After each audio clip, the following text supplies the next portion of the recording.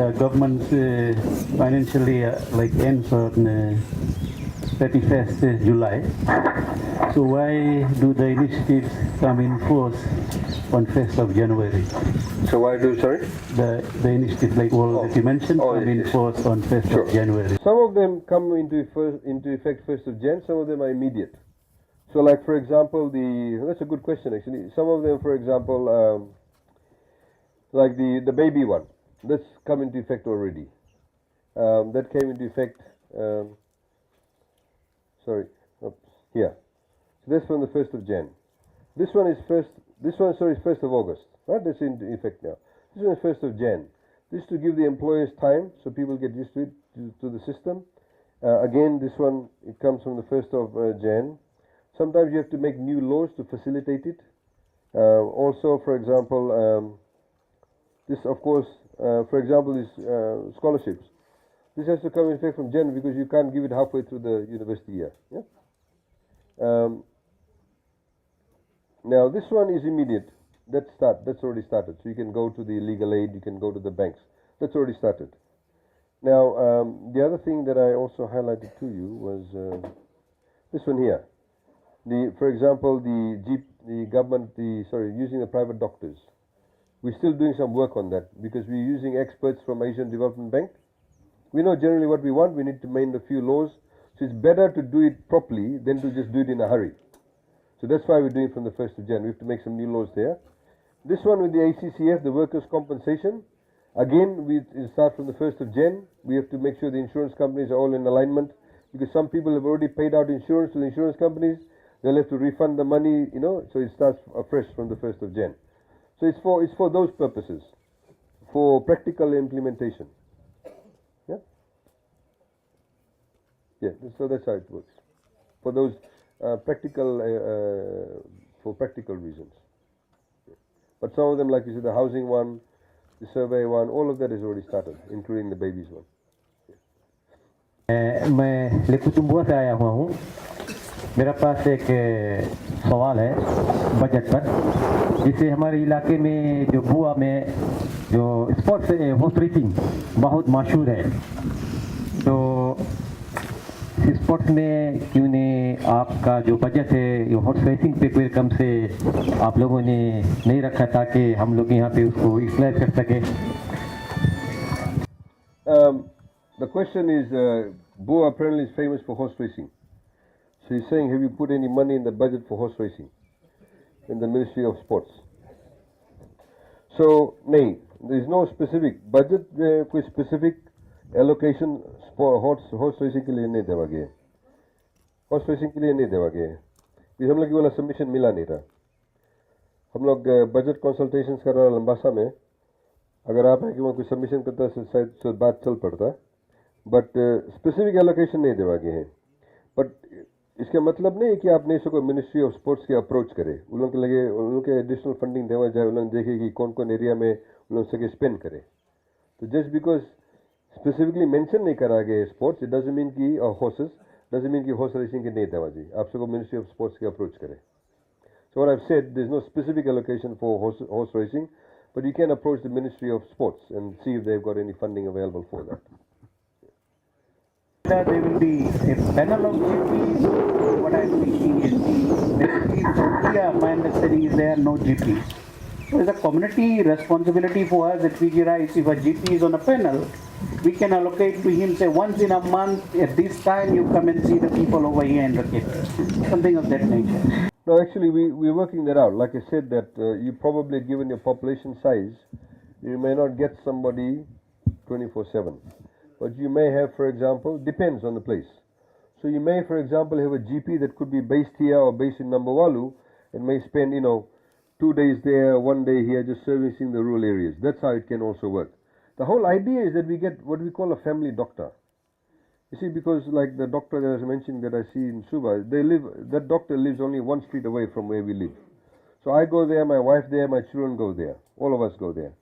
So she knows what my son suffered from 2 years ago. So when you have a doctor that you always go to, they also develop a history with you. So in that way, so I go to him because I've got gastric, right? So, they may give me some Myelenta tablets or whatever. But one day when I go with certain pain, say, hey, this is not gastric, I think you're getting a heart attack. They know your history. That's what we're trying to develop. If you go overseas, that's what people have. They're family doctors. So normally you go to the doctor in your locality. So in places like, for example, Suva Nosori corridor, there's something like over 300,000 people live between Nosori and Lemi. So I may live in Samambula. There could be a few doctors there. So we'll say, okay, all the people in these streets, you'll go and see these two doctors. That becomes your doctor. So the private doctor who come to Dreketi and number one, all these places, we'll incentivize them. Because a lot of private doctors won't want to come to a place like this at the moment. So why should I go there? There's no cinema. There's not even one pub here. What am I going to do for entertainment? Plus, very few people will come and see me. I won't make enough money. But the moment you tell them that, look, there's about 10,000 people that live in the 20, 30 kilometers, they'll all come and see you, then let's start thinking about that. And we've also got some money in the budget to encourage them, to help them set up. So you might even pay a rent for them, for a place. So look, you can set up to provide that particular service. Since talking about wallet, Yes. some of our coastal villages and settlements does not connect. Do you try it with the dish? With the dish? No, with the antenna. No. So some places, see with wireless, one of the reasons why it's costing us, you can connect two ways. One is called what you call terrestrial, and the other one is what you call satellite. So you will need a dish. So if you give us the details, we'll let you know how to get the dish. A dish costs about $220. We have some form of subsidy too for low-income people. You get a dish, you simply connect the dish, and then everybody will be able to watch TV. Once you get the dish, that's it. You don't have to pay any more money. So you would be, normally terrestrial is like you have one antenna that speaks to the other antenna. They convey the signal. So when you put up your small aerial, you'll catch the signal and then you watch it. But because your place may be what we call out of line, then you won't catch the signal. So some people are in the valley or around the corner in the coast, so you won't catch the signal, so you need the dish. And the way the dish works is because we send some of the signal up to the satellite in the sky. When you get the dish, then you capture the signal from there. We're paying money for that, so that's also free. So if you let us know, give the staff your details, and we'll get the guys to come and connect you to Walesi. Okay? And I'm requesting if there is any funding for our cemetery. Well, again, those who don't understand, they're saying that they have a cemetery, where they do the cremation. And when they do the cremation, there's no roof, because sometimes when they have to cremate bodies, there's no roof. So, talking about the issue about the committee. In fact, I was in Korobuto, and I think it's in, I forget the name of the place, Nandovi. They have a committee of a cemetery, a crematorium, but apparently the committee has not met for 12 years. So there's a lot of faction within the committee. That's why I was asking about that. And they wanted us to intervene. So I said, if there's a committee already in place, government does not have a legal authority to go and tell the committee what to do. It's according to their constitution, they have to do their own thing. We can't go and interfere with that. And they were alleging that there was one committee member has taken money and all that. We can't get into that, but we can help. We have actually assisted. As you know, we built a ghat. It cost us about $900,000 in Vatwanga. It's now very beautiful facilities in Vatwanga. We've got all the Hindu-based organizations to come and work together. Apparently for the first time they're doing that together. Work together to run the ghat together. Kamal actually has been driving that. We've also in Raralebu in Nosori. They're also a very good committee. They work together with the cemetery people, the crematorium.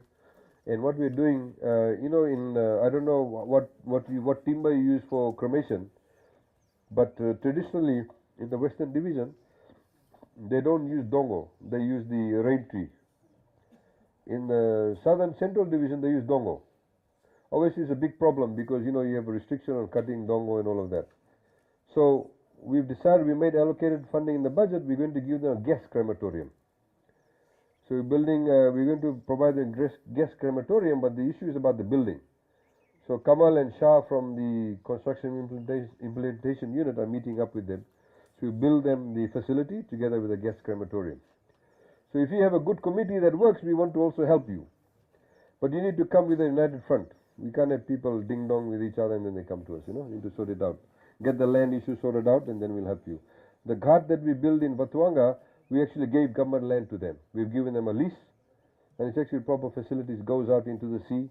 And in fact, 2 weekends ago I was in Singatoka because there's been one area in near Korotongo where they've been actually going and doing the rituals, and they put the ash in the sea and all of that. So they've had some issues, and they've been doing that since the Girmit time in that particular spot. So they've had some issues, so we're trying to solve it for them too. So we can do this, but you just need to come to us with the proper way. Tell us what are the costs, and we can find facility. In fact, in some places I found sponsors.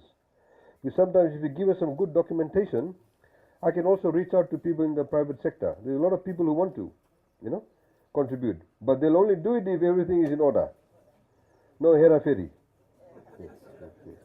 We have one health center, but the health facilities, like maternity hours, especially for mothers, they have to travel about 90 kilometers from Lekutu to Lambasa.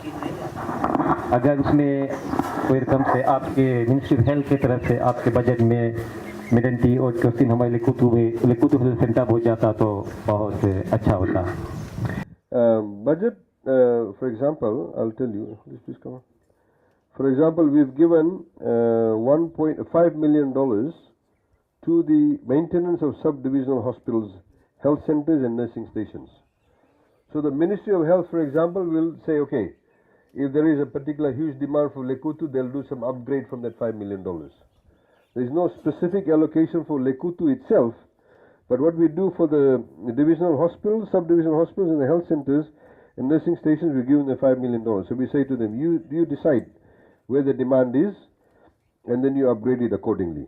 So we can take a message across to Ministry of Health and tell them that there is, maternity facilities as required. That's how much money we're putting into these areas. Yeah. But we've got a separate, for example, for divisional hospitals. If you get this budget book, you'll see, for example, you're giving Lambasa Hospital upgrade is $1.75 million. So that's for Lambasa alone. But the $5 million is for the upgrade of all those health centers and subdivisional hospitals. Okay.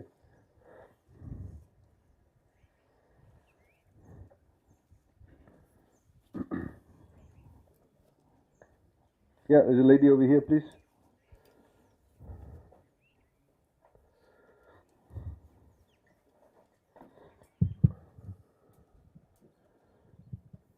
Honorable Minister, this is regard to our primary school. Actually, on the 29th of May this year, we applied for an application for a request of an establishment of our infant school. Seeing that we are on the coastal area of Maluwata, and we go to Vananasinga District School. We are from Nakalo village, and we find it hard for the children to travel from Nakalo to Vananasinga. So there has been a boarding school there, and the next outcome from the ministry that year 1 to 3 they have to go on day-to-day basis to school. So because of this climate change, we find it hard for the young children to go to our nearest district school. So we have to send those. Why is that? Why is it difficult? Things that they are young, from year 1 to year 3. How far is the school? It's about 2 kilometers. We have to go by coast. Or you go by punt? By punt, boat. yes. Okay. So we have decided to build an infant school, and we have launched an application with the ministry. Yes. Until now, we haven't heard anything, so we are just waiting. Ministry of Education. Yes. Okay.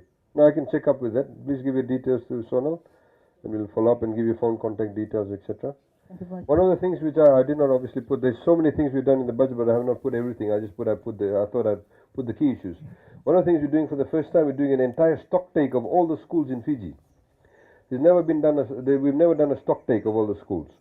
So we need to know exactly where all the schools are, how many children are attending, what are the size of the buildings. There are some schools, of course, I went to the school just now, great school compared to many other, rural schools. Some rural schools, they've got holes in the wall, no floor in the wall, they don't have a science lab, they don't even have a computer. So what we want to do is we want to be able to know exactly what's the asset base and then systematically address the ones with the right priority and give the right priority. The issue also, of course, in some places, of course, people have moved. So because of the population decline, some of the places we don't need to invest as much as we used to. Some places, of course, a lot of people have moved in that area, we need to immediately build them new classrooms. So that analysis has not taken place, which we are doing now, to be able to better plan for the following years.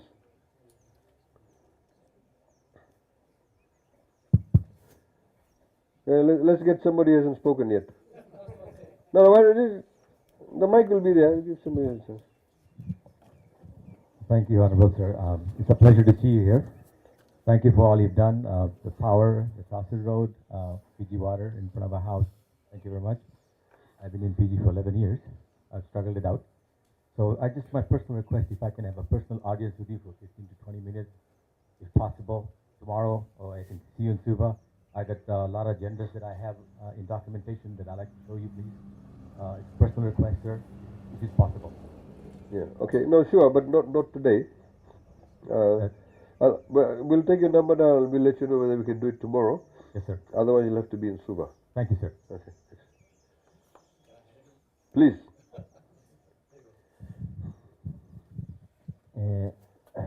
पानी का समस्या जो ये बहुत ज़बरदस्त है हमारे लेकुदू इलाका में, जबकि वहाँ पर एक डिस्ट्रिक्ट स्कूल है, लेकुदू सेकेंडरी स्कूल है, हेल्थ सेंटर है और गवर्नमेंट स्टेशन है और तकरीबन 3 सेटलमेंट है और एक विलेज है। तो वहाँ पर ज़्यादातर ओटा कट जाकर पानी को हफ्ता में एक मरतबा भरता है। तो हम चाहते हैं कि आपके अगर बजट में कुछ एलोकेशन हो तो हमारे इन जिन जगह का नाम बताया है वहाँ पर अगर पानी लग जाए तो बहुत अच्छा होगा। अच्छा, देखो हम तो आपके समझाए कैसे बजट वो खोए। हम लोग बजट एलोकेट करता है, बजट एलोकेट करता है, हम लोग प्लान करके बजट करता है। जैसे अभी आप हमसे बोला अगर बजट में कुछ पैसा हो तो वहाँ लगा देना, वैसे नहीं वर्क हो सिस्टम वर्क होए, हम लोग पहले से प्लान कर देते। जैसे ईला में है, यहाँ बताए कौन कौन जगह ईला कौन चीज पानी लगी, कौन कौन सेटलमेंट में एक एक के कॉस्ट करा गया है, जिसके हम लोग प्रॉपर प्लानिंग करता है। बिकॉज अगर हम प्रॉपर प्लानिंग नहीं करेगा, प्रीवियस गवर्नमेंट चलान में रेरू गेरू चलान बस पैसा स्पेंड रही और अकाउंटेबिलिटी नहीं रही। अभी यहाँ देखो लिखा है, for example number 3 village Serua, estimated cost $116,140, population to benefit 432 people. So everything is costed. We know exactly where the money is going to, and this is all listed now.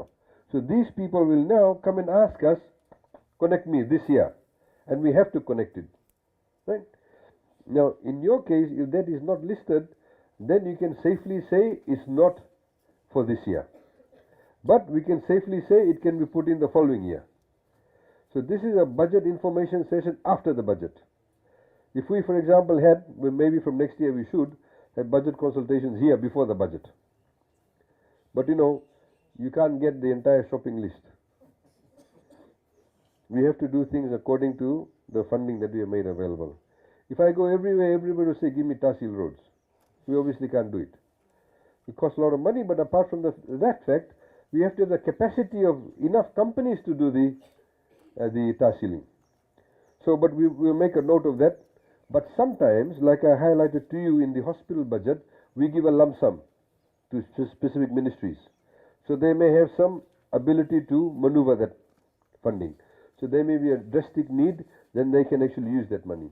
Or sometimes, for example, if this place over here, say, in Madhuata, Boavo village, for some reason, this may not get done this year because maybe they don't want it, or there's some land issue. Sometimes, we want to connect people to water, but the pipe may be coming through a particular piece of land.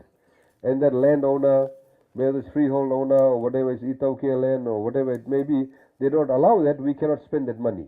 So that's surplus money. So we can then divert that fund to another project that will be ready. That we can do. Yeah? But it's good you're highlighting it. Please make sure that our staff note that area that you're talking about.